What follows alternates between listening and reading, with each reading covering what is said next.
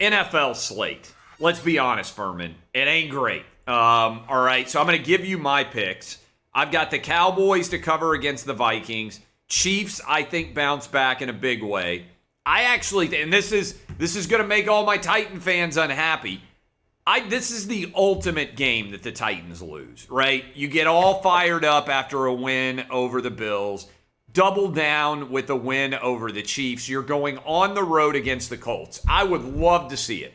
There would be nothing that could happen on my Halloween better than me getting the ultimate gift, the ultimate treat of the Titans beating the Colts and effectively, really, ending the AFC South on Sunday on Halloween. I don't buy it. I think I'm going to get tricked here, which is why I'm taking the Colts to win. They're around a 1-point favorite-ish. This line has swung back and forth a couple of times. I like the under on Washington-Denver, even though Washington so far has been the worst defense out there and can't stop anybody. And I like the Bucs to cover on the road against the Saints. We talked already about Thursday Night Football, which even with Devontae Adams out and even with Lazard out, seems like a really good game, probably the best game of the weekend. What is jumping out to you in the NFL slate? You can make an argument in terms of significance. Steelers, Browns, Titans, Colts. I'm talking about big division games, so to speak.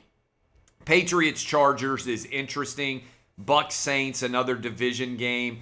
Are the Vikings able to knock the Cowboys off their spot? Do the Chiefs actually have things to be worried about? All those things are storylines. I'm not sure there's great games. What's standing out to you from a gambling perspective in the NFL?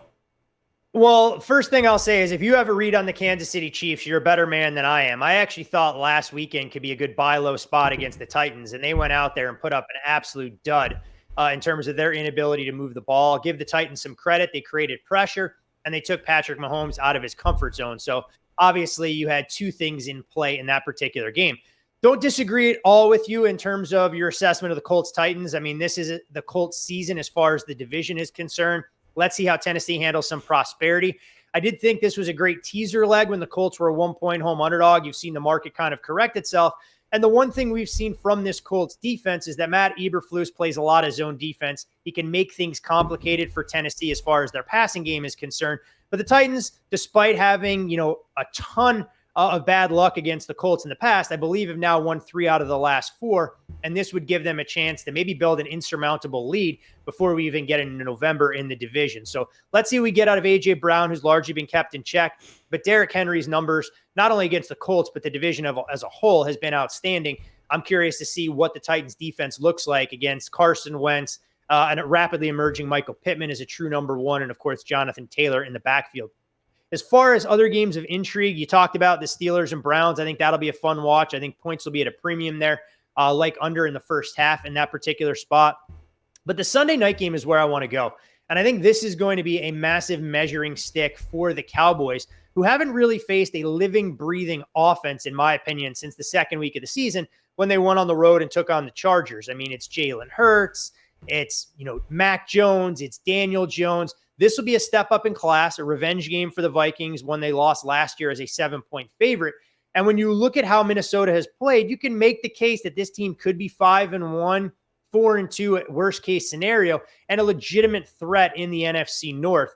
I like what the Vikings have done defensively, although their run defense will be tested here. I think Kirk Cousins can have a day throwing against this Cowboys secondary.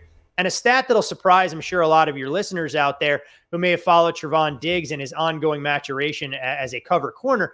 He's actually allowed the most yards of any defensive back in the NFL when it comes to coverage. So I think Justin Jefferson is going to have a big day up against that defense. And I actually like the Vikings quite a bit as home underdogs in that particular spot. If you go through some of the marquee games, I'm also a little bit more concerned than the Cowboys are letting on that I don't think Dak Prescott's calf is close to 100%. You don't give Cooper Rush some reps with the ones if you believe Dak will be out there for the full 60 minutes.